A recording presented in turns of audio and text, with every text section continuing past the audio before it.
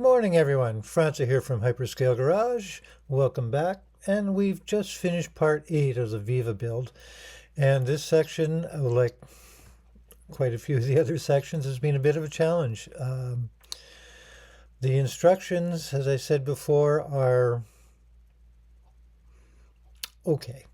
And as I said a couple of times, they show you the where, but not the how. And this one section where I just couldn't make heads and tails of how it was that I was supposed to connect this one rod.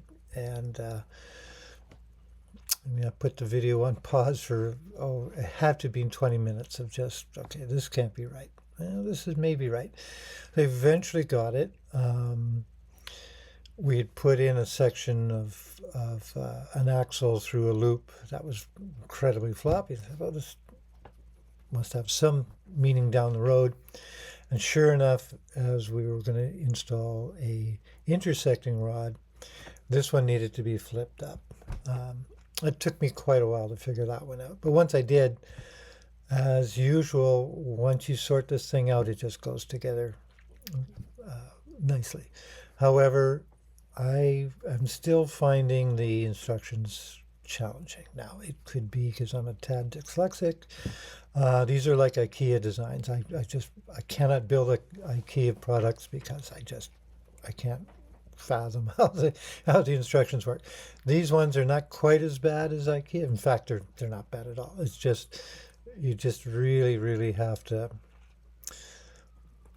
study them because they're not, sometimes they're not explicit, and sometimes when there's multiple parts being put in at the same time, and the first part that goes in is going to get buried by the other parts, there'll be a teeny tiny little red circle, like where the pin was going to connect it on the first part, and then you really have to kind of study that. And that's happened a couple of times during this build, so beware. And then, of course, as you go a little bit past that point and you realize that, oh, darn it, I've put it in backwards or upside down, and you have to do some remedial work, which you've probably seen a lot of in these videos.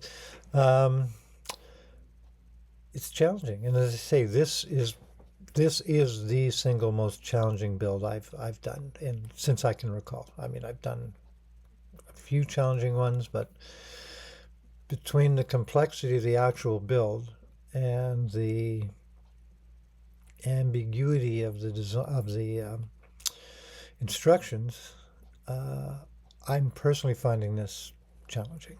However, I'm still enjoying it immensely because, of course, that's the challenge is part of the enjoyment for me.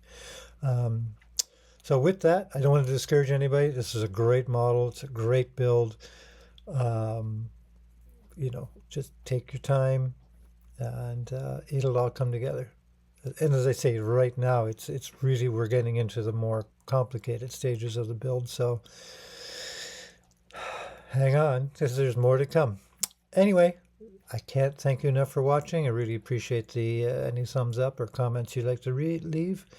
And with that, we will catch you on the next video. So you guys have yourselves a great day.